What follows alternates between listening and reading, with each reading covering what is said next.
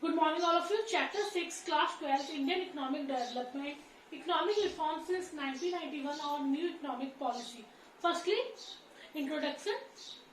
Since independence, India followed the mixed economic system. Independence से हम देख रहे हैं इंडिया में कैसा mixed economy means some sectors comes under private and some sectors comes under public. It means both the sectors play an important role, but the key role or main role played by government sector or socialist economy. It means some sectors comes under private and some comes under public.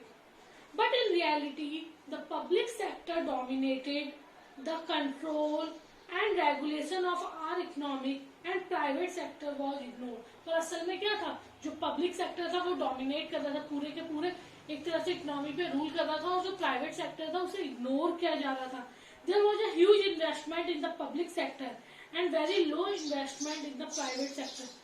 Public sector का तो बहुत huge investment था, पर private sector का बहुत ज्यादा लो investment था. क्यों? क्योंकि प्राइवेट सेक्टर इग्नोर किया जा रहा था, उन्हें कुछ करने नहीं दिया जा रहा था. तो प्राइवेट सेक्टर वाले भी सोचते थे जो हमें फ्रीडम ही नहीं है तो हमें काम करने का क्या मतलब है. Clear? The dominance of public sector for about 4 decades led to emerge of various rules and laws which hampered the process of growth and development. और पब्लिक सेक्टर 4 डिकेड्स से क्या कर रहा था, रूल कर रहा था, जिससे क्या ग्रोथ एंड डेवलपमेंट बहुत ज्यादा स्लो हो गया था. और वो ग्रोथ एंड डेवलपमेंट बहुत ज्यादा स्लो हो गया था, तो हमें किसकी जरूरत पड़ी? न्यू इकोनॉमिक रिफॉर्म्स, और आप बोल सकते हैं new economic policy, NEP, new economic policy. So economic reforms refers to a set of economic policy directed to accelerate the pace of growth and development. So economic reforms refers to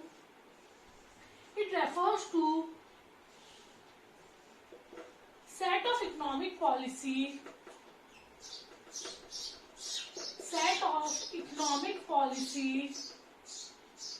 which accelerate. So economic reforms refers to set of economic policy which accelerate the pace of growth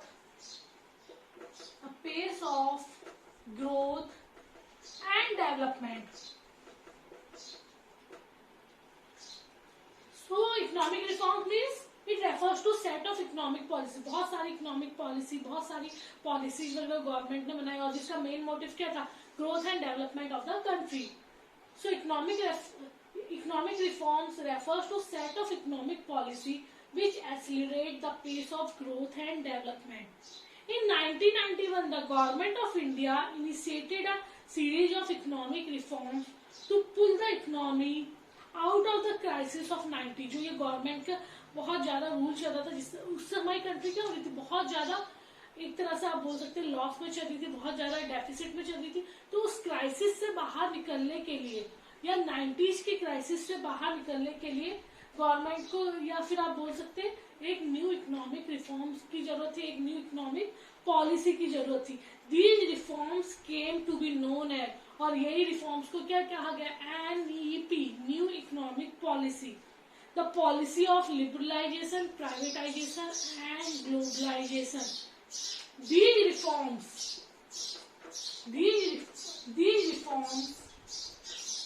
came to be known as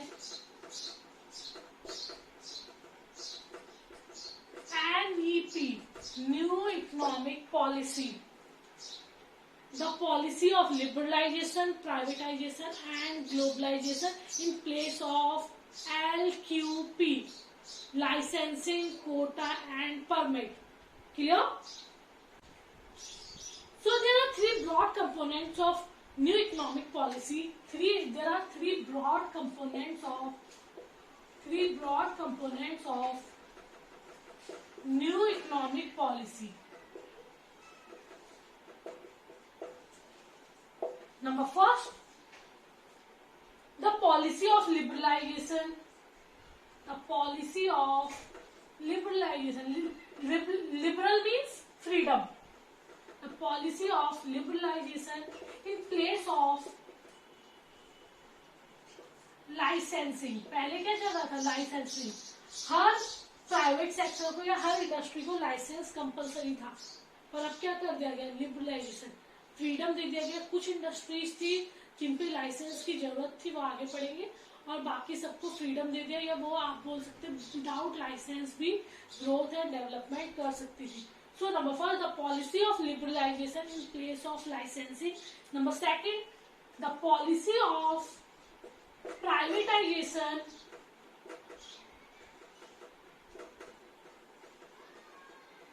in place of quotas, and number third, the policy of globalization in place of permits. So number first, the policy of liberalization in place of licensing. पहले licence compulsory था, अब क्या कर दिया, liberal कर दिया गया, freedom दे दी गई कि कोई भी इंडस्ट्री विदाउट लाइसेंस भी क्या कर सकती है, ग्रोथ एंड डेवलपमेंट कर सकती है। Number second, the policy of privatisation in place of quota. Privatisation means it is the process of involving the private sector as in the number second the policy of privatization in place of quota. Privatization means it is a process of involving the private sector in the ownership or operation of state owned enterprises. Means एक तरह से private sector को ownership देना, एक तरह से government धीरे धीरे अपने शेयर्स, अपनी इक्विटी वगैरह क्या करने लगी थी, प्राइवेट सेक्टर को देने लगी थी, या आप बोल सकते धीरे धीरे गवर्नमेंट ने अपनी इंडस्ट्रीज, गवर्नमेंट के हाथ में जितनी भी इंडस्ट्रीज थी, पहले वो 17 थी, दो जो अब करंट में कितनी रह गई है, 2 इंडस्ट्री, एक एटॉमिक एनर्जी, एक रेलवे, बाकी सारी की सारी इंडस्ट्री क्या हो चुकी है, प्राइवेटाइजेशन हो चुका है। इसका मतलब है धीरे धीरे गवर्नमेंट ने अपना जो भी हैंड ओवर किसको कर दिया, प्राइवेट सेक्टर को कर दिया, या सारी की सारी इंडस्ट्री अब गवर्नमेंट के कंट्रोल में ना रहकर किसके कंट्रोल में हो गई थी, प्राइवेट सेक्टर के कंट्रोल में हो गई थी। Clear. Number third, globalisation. Globalisation means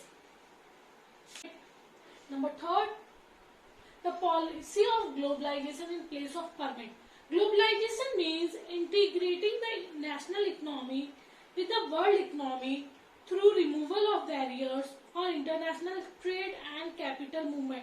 जितने भी ट्रेड वगैरह पे बैरियर्स लगे थे, मतलब आप बोल सकते हैं कि टैक्सेस बहुत ज्यादा लिए जा रहे थे, एक्सपोर्ट्स पे भी इम्पोर्ट्स पे भी बहुत ज्यादा बैरियर्स थे, हम बाहर से सामान अंदर नहीं मंगा सकते, अंदर से सामान बाहर बहुत ज्यादा कॉस्टली, ये सारे के सारे बैरियर्स को क्या कर दिया गया, रिमूव कर दिया गया, ताकि हमारी जो इंडियन इकोनॉमी है वो पूरी की पूरी वर्ल्ड की इकोनॉमी से क्या कर सके, इंटीग्रेट कर सके, एक तरह से उसके साथ इन्वॉल्व हो सके। So there are 3 broad components of new economic policy. Number first, liberalisation, number second, privatisation, and number third, globalisation. Clear. Next topic, need for new economic policy और इकोनॉमिक रिफॉर्म्स। जो गवर्नमेंट के under में पूरी की पूरी economy थी, हमें जरूरत क्या पड़ी न्यू इकोनॉमिक पॉलिसी की, हम बोल सकते हैं इकोनॉमिक रिफॉर्म्स की। सबसे first point, high fiscal deficit. High fiscal deficit. Fiscal deficit means when government expenditures are greater than government revenue. When government expenditure are greater than government income or government revenue are greater than government revenue. So when government expenditures are greater than government revenue is known as fiscal deficit. High fiscal deficit is bad. Already high fiscal deficit means government expenditure are much more than government revenue. बहुत ज्यादा है as compared to government की income से, government के खर्चे बहुत ज्यादा है। High fiscal deficit is bad because it includes poor financial status of the economy. High fiscal deficit is bad because number first, it indicates poor economic status of the economy. भाई अगर government के खर्चे ज्यादा और income नहीं आ रही तो ये क्या बता रही कि हमारी कंट्री का जो स्टेटस है बहुत बहुत ज्यादा पुअर है. So it indicates poor financial status और poor economic status of the economy. Number second, it triggers inflation which hinders the process of growth and development. भाई जब high fiscal deficit means when government expenditures are greater than government revenue, government increase the prices of goods and it triggers inflation. और जब inflation आएगा लोग क्या करना शुरू कर देंगे. It reduces the consumption expenditure and due to reducing in consumption expenditure, investment also reduces. And poor investment means poor growth and development of the country.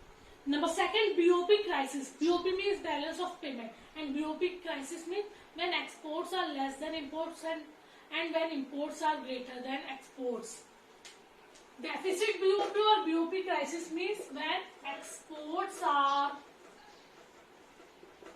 less than imports, or we can say imports are greater than exports, is known as deficit BOP, or we can say BOP crisis.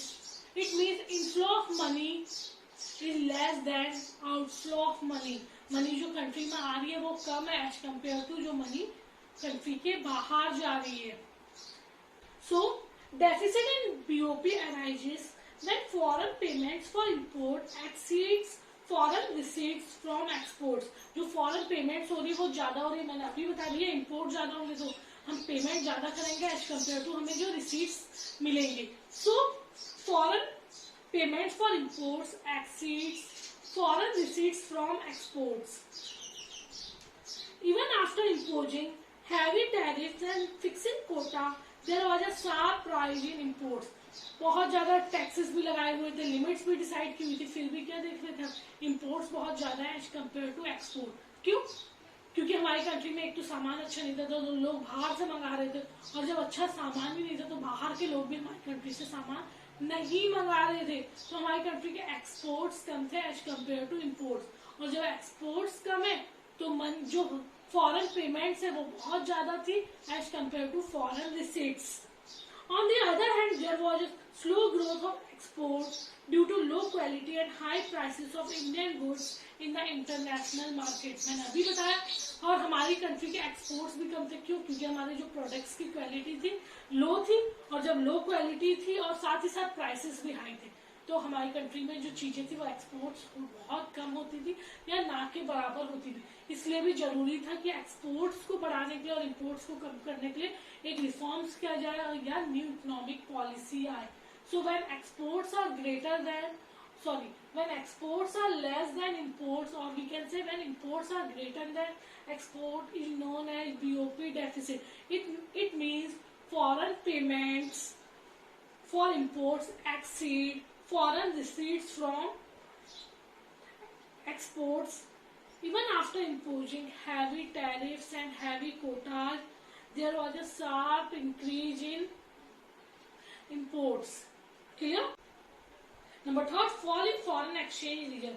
In 1991, foreign exchange reserves fell to the lowest level, and it led to the foreign exchange crisis in the country. So, India's foreign exchange reserve fell to such a low level that there were not enough to pay for an import bill of even 10 days. मतलब इतना ज़्यादा foreign currency का reserve कम हो गया था कि हम 10 दिन अगर हम बाहर से सामान या इंपोर्ट मंगा रहे तो हमारे पास इतना पैसा नहीं बचा था कि हम 10 दिन के इंपोर्ट का भी पैसा चुका पाए.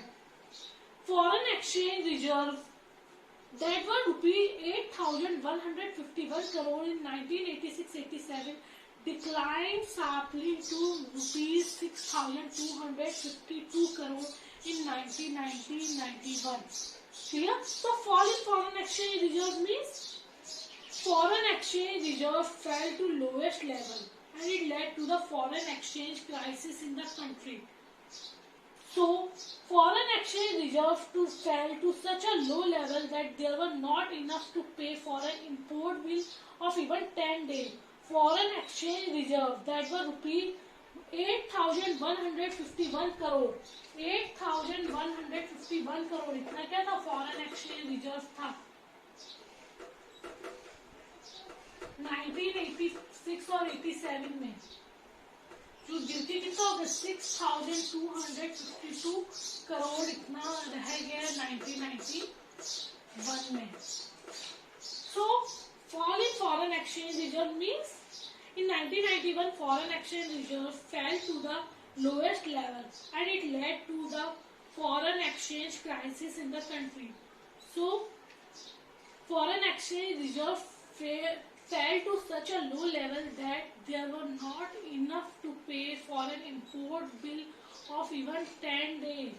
Foreign exchange reserve is rupees 8,151 crore in 1986-87 declined sharply to rupees 6,252 crore in 1990-91. Clear?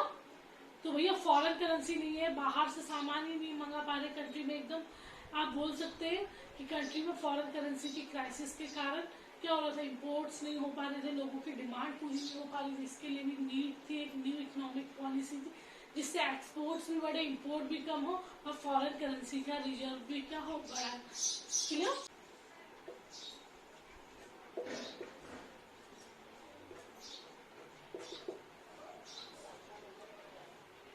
Number 4, inflationary pressures. There was a consistent rise in general price level in the economy due to the increase in money supply and shortage of essential goods. Country में पैसा तो लोगों के हाथों में था पर money जो सप्लाई थी वो बहुत कम थी, जिसके कारण गवर्नमेंट क्या कर रही थी, increase in prices. So there was a consistent rise in general price level in the economy due to increase in money supply and shortage of essential good. So increase in general price level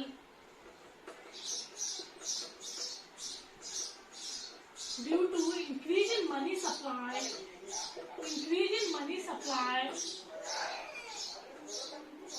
and shortage of essential goods in the economy. तो ये reason था कि हमारी जो prices थे या rates थे वो धीरे धीरे क्या हो रहे थे, बहुत ज्यादा बढ़ रहे थे क्योंकि मनी सप्लाई तो था सब हमारी इकोनॉमी में, पर एसेंशियल गुड्स थे उनका बहुत ज्यादा शॉर्टेज है. तो गवर्नमेंट के पास एक ही चारा बचता था, क्या करे, रेट्स को high. Number 5, poor performance of PSU. In the 40 years period, public sector was assigned an important role to work for economic development of India. However, except for few public enterprises, the overall performance was very disappointed. तो जो public sector थे उसका overall performance देखा जाए, overall performance was very disappointing.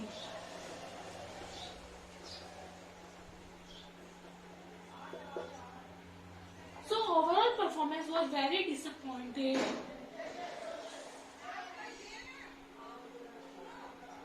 Huge losses incurred by a good number of public sector enterprises. Huge losses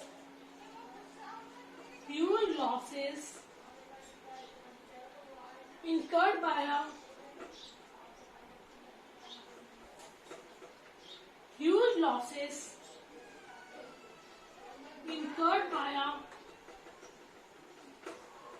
good number of